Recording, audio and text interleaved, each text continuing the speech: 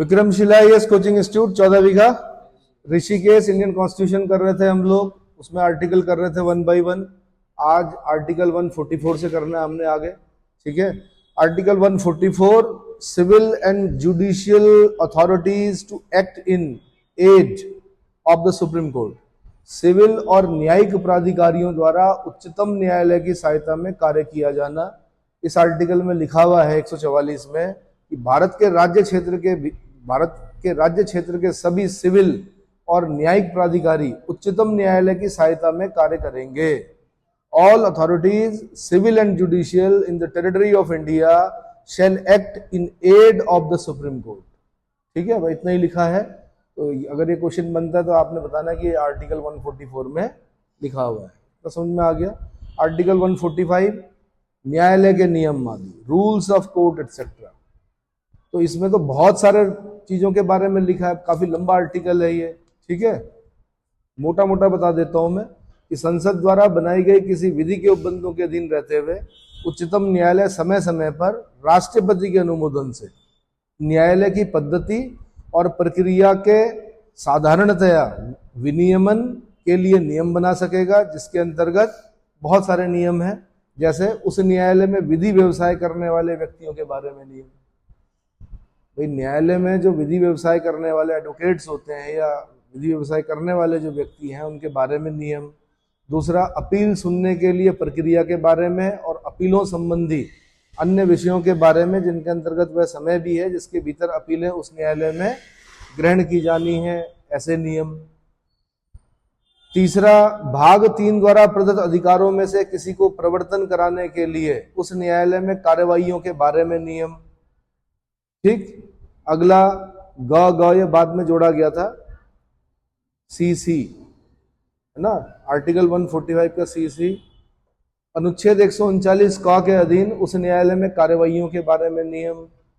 D में लिखा है अनुच्छेद 134 के खंड 1 और खंड उपखंड ग के अधीन अपीलों को ग्रहण किए जाने के बारे में नियम। अगला, उस न्यायालय द्वारा सुनाए गए किसी निर्णय या किए गए आदेश का जिन शर्तों के अधीन रहते हुए पुनरावलोकन किया जा सकेगा, रिव्यू किया जा सकेगा, उनके बारे में, और ऐसे पुनरावलोकन के लिए प्रक्रिया के बारे में जिसके अंतर्गत वह समय भी है जिसके भीतर ऐसे पुनरावलोकन के लिए आवेदन उस न्यायालय में ग्रहण किए जाने के नियम। अगला, उस न्यायालय में किन्हीं कार्यवाहियों के और आनुषंगिक खर्चे के बारे में तथा उन कार्यवाहियों के संबंध में प्रभावित की जाने वाली फीसों के बारे में नियम। अगला, जमानत मंजूर करने के बारे में नियम। अगला, कार्यवाहियों को रोकने के बारे में नियम, है ना। अगला यानी अगर हम आए तो जिस अपील के बारे में उस न्यायालय को यह प्रतीत होता है कि वह तुच्छ या तंग करने वाली है अथवा विलंब करने के प्रयोजन से की गई है, तो उसके संक्षिप्त अवधारण के लिए उपबंध करने वाले नियम। तो ऐसे बहुत सारे नियम दे रखे हैं। आर्टिकल 317 के खंड 1 में निर्दिष्ट जांचों की प्रक्रिया के बारे में नियम। ठीक। ऐसे ही आर्टिकल 145 के 2 में कहा गया है कि इस अनुच्छेद के अधीन बनाए गए नियम उन न्यायाधीशों की न्यूनतम संख्या नियत कर सकेंगे जो किसी प्रयोजन के लिए बैठेंगे और एकल न्यायाधीशों और खंड न्यायालयों की शक्ति के लिए उपबंध कर सकेंगे। तीसरा क्या रखा है, इस मामले में संविधान के निर्वचन के बारे में विधि का कोई सारवान प्रश्न अंतर्वलित है, उसका विनिश्चय करने के प्रयोजन के लिए इस संविधान के आर्टिकल 143 के अधीन निर्देश की सुनवाई करने के प्रयोजन के लिए बैठने वाले न्यायाधीशों की न्यूनतम संख्या 5 होगी। ये इंपॉर्टेंट है, यहाँ से क्वेश्चन बना है। पहले न्यूनतम संख्या कितनी होगी न्यायाधीशों की?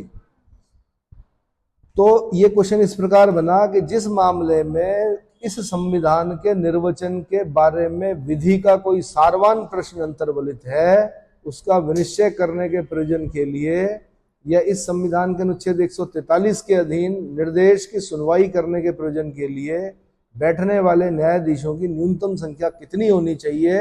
आंसर 5। कितनी? 5 होनी चाहिए। परंतु जहां आर्टिकल 132 से भिन्न इस अध्याय के उपबंधों के अधीन अपील की सुनवाई करने वाला न्यायालय 5 से कम न्यायाधीशों से मिलकर बना है और अपील की सुनवाई के दौरान उस न्यायालय को समाधान हो जाता है कि अपील में संविधान के निर्वचन के बारे में विधि का ऐसा सारवान प्रश्न अंतर्वलित है जिसका अवधारण अपील के निपटारे के लिए आवश्यक है, वहां वह न्यायालय ऐसे प्रश्न को, उस न्यायालय को जो ऐसे प्रश्न को अंतर्वलित करने वाले किसी मामले के विनिश्चय के लिए इस खंड की अपेक्षा अनुसार गठित किया जाता है, उसकी राय के लिए निर्देशित करेगा और ऐसी राय की प्राप्ति पर उस अपील को उस राय के अनुरूप निपटाएगा। हल्का हल्का समझिए, बहुत जहां पे इंपॉर्टेंट होगा वहां पे मैं बता दूंगा आपको। जैसे मैंने अभी बता दिया कि न्यूनतम न्यायाधीशों की संख्या कितनी होगी, 5। अगर 143 के तहत राष्ट्रपति क्या कर रहा है, राय मांग रहा है, या कहीं पर संविधान के निर्वचन की आवश्यकता पड़ रही है और संविधान का अंतिम निर्वचन करता है क्योंकि सुप्रीम कोर्ट है, तो संविधान की जब निर्वचन करना है, व्याख्या करनी है, तो वहां पर कम से कम 5 न्यायाधीश की राय मांगी जाएगी। ठीक है। चौथा लिखा हुआ इसी में, उच्चतम न्यायालय प्रत्येक निर्णय खुले न्यायालय में ही सुनाएगा, अन्यथा नहीं। और आर्टिकल 143 के अधीन प्रत्येक प्रतिवेदन खुले न्यायालय में सुनाई गई राय के अनुसार ही दिया जाएगा, अन्यथा नहीं। ठीक है। 143 के अधीन प्रत्येक प्रतिवेदन, प्रतिवेदन बोलते हैं रिपोर्ट, प्रतिवेदन मतलब रिपोर्ट, खुले न्यायालय में सुनाई गई राय के अनुसार ही दिया जाएगा, अन्यथा नहीं। और आर्टिकल 145 का 5 बोलता है कि उच्चतम न्यायालय द्वारा प्रत्येक निर्णय और ऐसी प्रत्येक राय मामले की सुनवाई में उपस्थित न्यायाधीशों की बहुसंख्या की सहमति से ही दी जाएगी, अन्यथा नहीं। किंतु इस खंड की कोई बात ऐसे न्यायाधीश को जो सहमत नहीं है अपना विसम्मत निर्णय या राय देने से निवारित नहीं करेगी। यानी अगर कोई न्यायाधीश सहमत नहीं है तो विसम्मत राय दे सकता है, वो विसम्मत निर्णय दे सकता है अपना। कभी जैसे बैठ गए 5 न्यायाधीश बैठ गए तो 3-2 से अगर वो निर्णय आता है तो 3 लोग जिस तरफ थे वो माना जाता है हमेशा। ठीक है। और कभी अगर पलटना हो फैसला न्यायालय को तो अगली बार 7 बैठेंगे, 2 न्यायाधीश ज्यादा बैठते। 7 वाले को अगर पलटना हो तो फिर 9 बैठेंगे। पलटना हो मतलब अगली बार उसी वही केस आ गया तो अगली बार जजेस की संख्या क्या हो जाती है, 2 बढ़ जाती है। 5, 7, 9, 11, 13, 15, 13 न्यायाधीशों की पीठ भी बैठी है किसी एक मामले को लेकर, है ना। आर्टिकल 146, उच्चतम न्यायालय के अधिकारी और सेवक तथा व्यय। उच्चतम न्यायालय के अधिकारी और सेवक तथा व्यय। उच्चतम न्यायालय के अधिकारियों और सेवकों की नियुक्ति भारत के मुख्य न्यायमूर्ति करेगा या उस न्यायालय का ऐसा अन्य न्यायाधीश या अधिकारी करेगा जो वह जिसे वह निर्दिष्ट करे। कुल मिलाकर उच्चतम न्यायालय के अधिकारियों और सेवकों की नियुक्ति किसके द्वारा की जाती है? आंसर भारत के मुख्य न्यायमूर्ति के द्वारा की जाती है। एग्जामिनिंग बॉडी अलग हो सकती है, वो पेपर कराने के लिए किसी एग्जामिनिंग बॉडी को दे सकते हैं, लेकिन पेपर कराने के बाद फिर जो नियुक्ति होगी वो कौन करेगा? भारत का मुख्य न्यायमूर्ति। ठीक है। परंतु राष्ट्रपति नियम द्वारा यह अपेक्षा कर सकेगा कि किन्हीं दशाओं में जो नियम में विनिर्दिष्ट की जाए, किसी ऐसे व्यक्ति को जो पहले से ही न्यायालय में संलग्न नहीं है, न्यायालय से संबंधित निर्दिष्ट पद पर संघ लोक सेवा आयोग से परामर्श करके ही नियुक्त किया जाएगा, अन्यथा नहीं। कभी कभी एक तो आपने प्रोविंशियल जुडिशरी सर्विस सुनी होगी, PCSJ जिसको बोलते हैं, मतलब PCSJ सुना होगा, जुडिशरी का पेपर होता है जो लॉ करते हैं उनके लिए होता है वो। ठीक है। तो एक तो प्रोविंशियल होता है, एक हाई कोर्ट के भी क्या होते हैं, पेपर होते हैं वहां पर। जो मैंने कहा ऐसे सुप्रीम कोर्ट के भी होते हैं। तो जब सुप्रीम कोर्ट के किसी ऐसे व्यक्ति के लिए जो पहले से न्यायालय में संलग्न नहीं है, अगर उसको जॉब देनी है सुप्रीम कोर्ट में, तो संघ लोक सेवा आयोग के परामर्श से ही नियुक्त किया जाएगा। इसका UPSC कौन सा? तो UPSC भी पेपर कराती है जुडिशरी के। समझ में आ गया? तो ये राष्ट्रपति नियम द्वारा यह अपेक्षा कर सकेगा। और संघ लोक सेवा आयोग का परामर्श कब देगा? संघ लोक सेवा आयोग ऐसे ही नहीं देगा शक्ल देख के, क्या करेगा? पेपर लेगा, इंटरव्यू लेगा, मेंस लेगा, उसके बाद क्या करेगा? परामर्श देगा कि भाई इनको क्या करना चाहिए, नियुक्त किया जाना चाहिए, क्योंकि ये न्यायालय में संलग्न नहीं थे, ये बिल्कुल नए लोग हैं, लॉ किया होगा वो अलग चीज। ठीक है।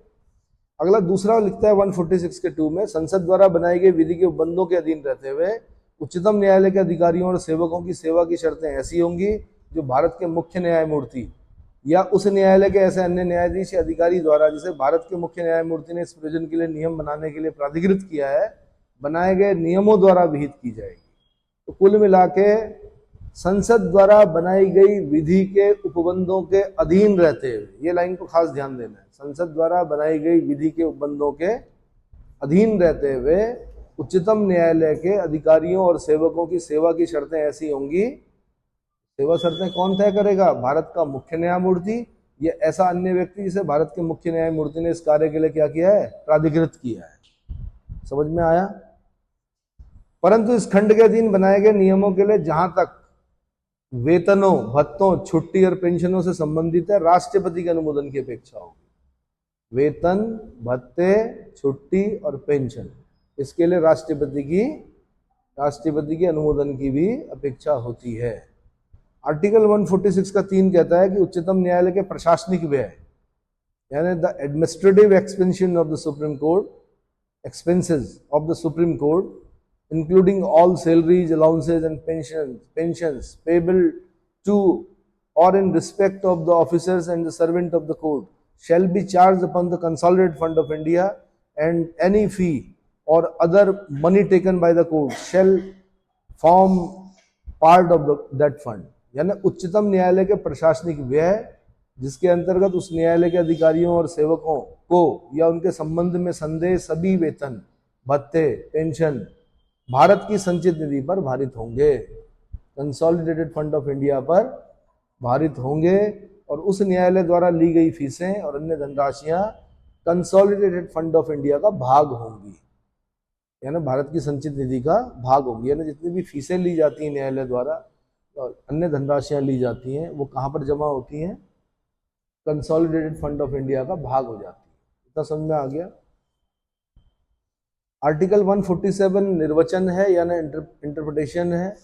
उसमें बोला गया कि इस अध्याय में और भाग 6 के अध्याय 5 में इस संविधान के निर्वचन के बारे में विधि के किसी सारवान प्रश्न के प्रति निर्देश का यह अर्थ लगाया जाएगा कि उनके अंतर्गत भारत शासन अधिनियम 1935 के, जिसके अंतर्गत उस अधिनियम की संशोधक या अनुपूरक कोई अधिनियमिति है अथवा किसी सपरिषद आदेश या उसके अधीन बनाए गए किसी आदेश के अथवा भारतीय स्वतंत्रता अधिनियम 1947 के या उसके अधीन बनाए गए किसी आदेश के निर्वचन के बारे में विधि के किसी सारवान प्रश्न के प्रति निर्देश है। कुछ खास नहीं आपका, अभी उतना डीप मत जाइए, लेकिन वो ये बताना चाह रहा है कि भाग 6, जब भाग 6 हम पढ़ेंगे तो स्टेट्स के बारे में पढ़ेंगे, ठीक है? तो भाग 5 और भाग 6, भाग 5 का अध्याय 4, भाग 5 का अध्याय 4 यानी यूनियन जुडिशियरी, और भाग 6 का अध्याय 5 यानी स्टेट जुडिशियरी, हाई कोर्ट्स वगैरह, ठीक है?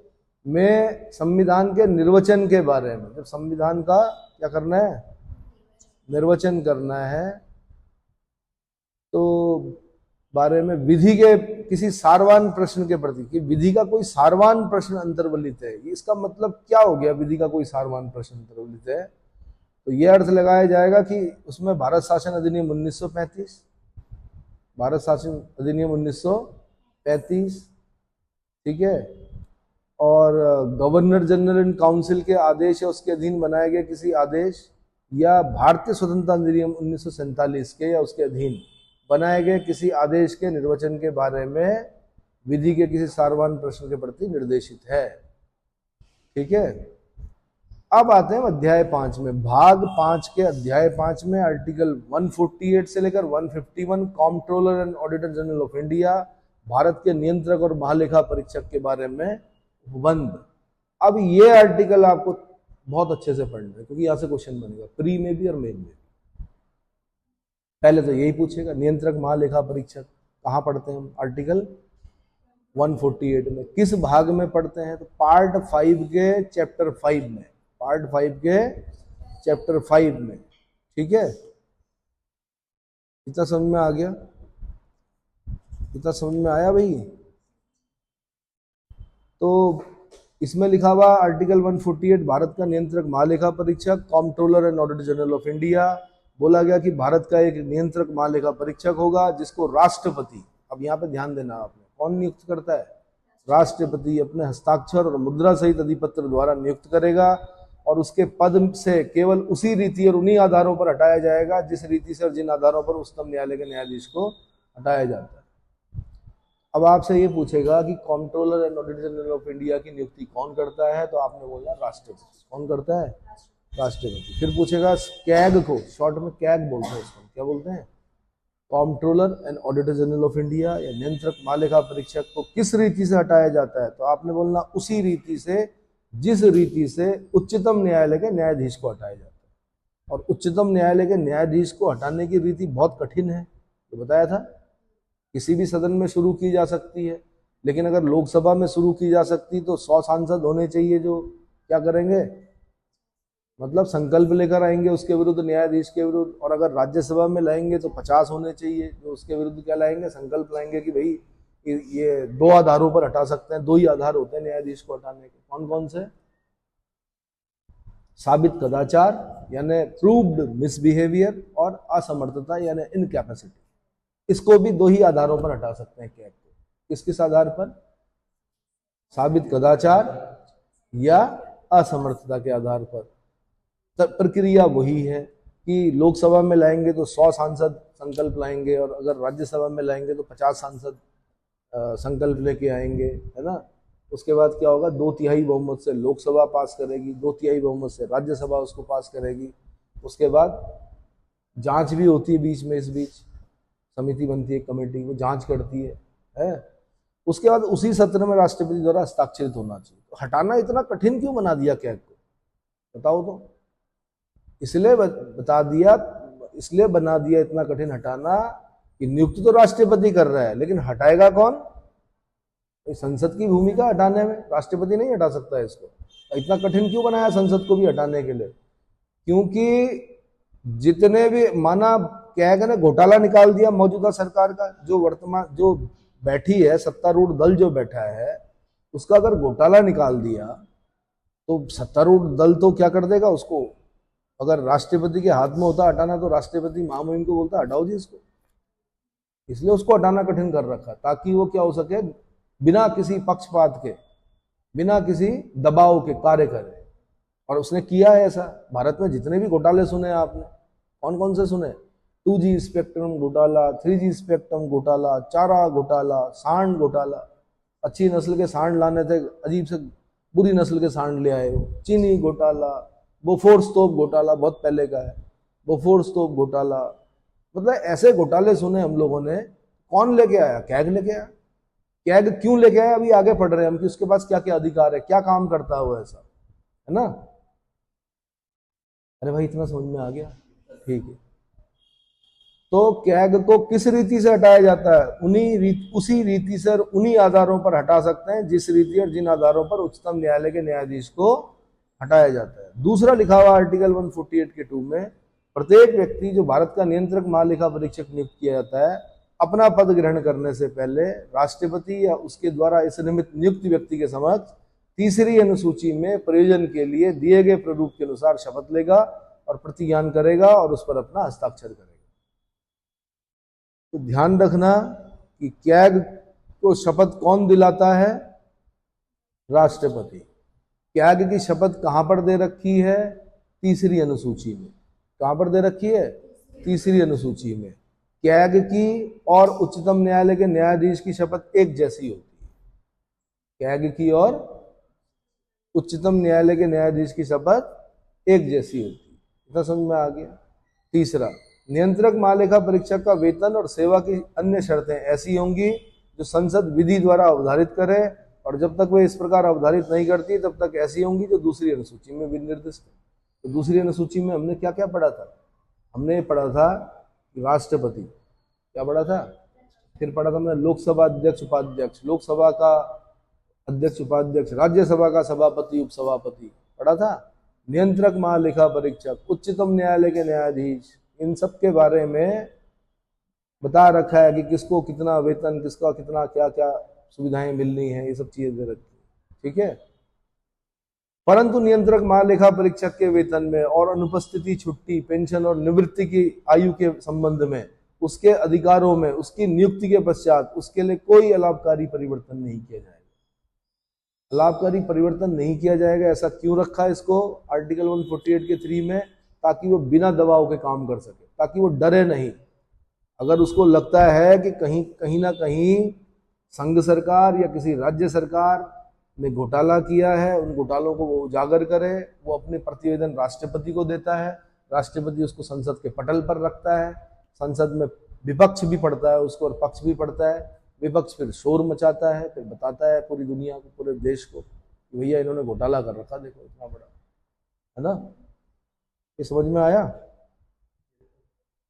पहला घोटाला हुआ था इस देश में, कौन सा? जीप घोटाला। रक्षा डिफेंस डील थी, जीप लानी थी अच्छी, घटिया जीप आ गई, तो उस पर क्या हुआ? किसने निकाला? नियंत्रक महालेखा परीक्षक। इतना समझ में आ गया। अगला जो चौथा लिखा हुआ आर्टिकल 148 के 4 में, क्या? नियंत्रक महालेखा परीक्षक अपने पद पर न रह जाने के पश्चात भारत सरकार के या किसी राज्य की सरकार के अधीन किसी और पद को पात्र नहीं होगा। यार इसको प्रलोभन भी तो दिया जा सकता है कि भैया तुम, माना कोई मौजूदा सरकार, कोई सरकार सत्ता में बैठी है और कैग ने उसका घोटाला निकाल दिया, और घोटाला निकाल दिया तो कैग ने कहा दे दूं महामहिम को, और तब तक सरकार ने कहा कि नहीं भाई ऐसा करना, जब तुम रिटायर हो जाओगे तो हम तुमको ये पद देंगे। कॉन्स्टिट्यूशन में साफ साफ लिखा हुआ, ना तो वो रिटायर होने के बाद जब पद पर नहीं रहता तो उसके बाद ना तो भारत सरकार के अधीन काम कर सकता है, ना वो राज्य सरकार के अधीन काम कर सकता है ना, किसी पद का पात्र नहीं होगा। तो उसको प्रलोभन भी नहीं दिया जा सकता कि हम तुम्हें ये बना देंगे, वो बना देंगे, भैया घोटाला मत निकालो, है ना। इतना समझ में आ गया। फिर 5th में लिखा हुआ 148 के 5 में, इस संविधान के, देखो ये क्वेश्चन कैसे बनेगा, ये क्वेश्चन ऐसे बनेगा कि संविधान में ऐसे कौन कौन से प्रावधान किए गए हैं जिससे कि नियंत्रक महालेखा परीक्षक स्वतंत्र रूप से, बिना किसी दबाव के, बिना किसी राजनीतिक दबाव के, बिना किसी सरकार के दबाव के काम कर सके। तो ये सब चीजें लिखनी है आपने। उसकी नियुक्ति कौन करता है? राष्ट्रपति करता है। कौन करता है? राष्ट्रपति करता है। उसको हटाने का हटाने की जो रीति है, जो आधार है, वो वही है, उतने ही कठिन है जितने की उच्चतम न्यायालय के न्यायाधीश, जो रीति और जो आधार उच्चतम न्यायालय के न्यायाधीशों को हटाने के लिए होते हैं, वही इसके लिए भी है। साथ में बोल रखा कि उसकी नियुक्ति के बाद उसके लिए कोई अलाभकारी परिवर्तन नहीं किया जाएगा। यानी ऐसा नहीं होगा कि अगर उसने केंद्र सरकार का घोटाला निकाल दिया तो केंद्र सरकार उसका वेतन आधा कर दे, नहीं कर सकती, या उसकी छुट्टी कैंसिल कर दे, या उसकी पेंशन बंद कर दे, नहीं कर सकती, है ना। साथ में बोल रखा कि जब वो पद पर नहीं रहेगा, ना तो वो राज्य सरकार ना केंद्र सरकार के अधीन कार्य करेगा, है ना। यानी उसको प्रलोभन भी नहीं दे सकते। ठीक, तो 5 में लिखा हुआ आर्टिकल 148 के कि इस संविधान के और संसद द्वारा बनाई गई किसी विधि के उपबंधों के अधीन रहते हुए भारतीय लेखा परीक्षक और लेखा विभाग में सेवा करने वाले व्यक्तियों की सेवा की शर्तें और नियंत्रक महालेखा परीक्षक की प्रशासनिक शक्तियां ऐसी होंगी जो नियंत्रक महालेखा परीक्षक के परामर्श करने के पश्चात राष्ट्रपति द्वारा बनाए गए नियमों द्वारा विहित की जाए।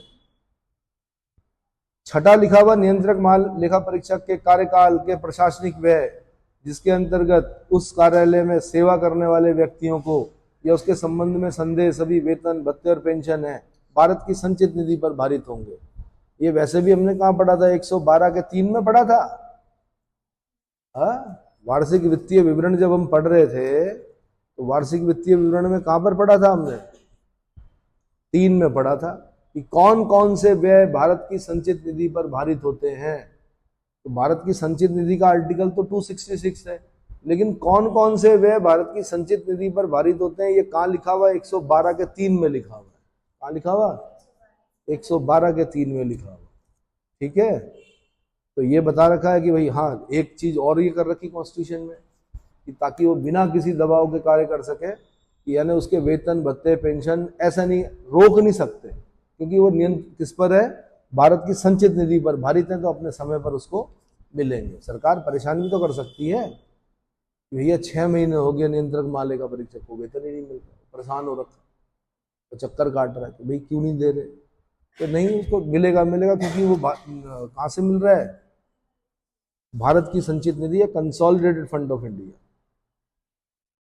आर्टिकल 149 नियंत्रक महालेखा परीक्षक के कर्तव्य और शक्ति, इसको समझना थोड़ा। नियंत्रक महालेखा परीक्षक संघ के, किसके?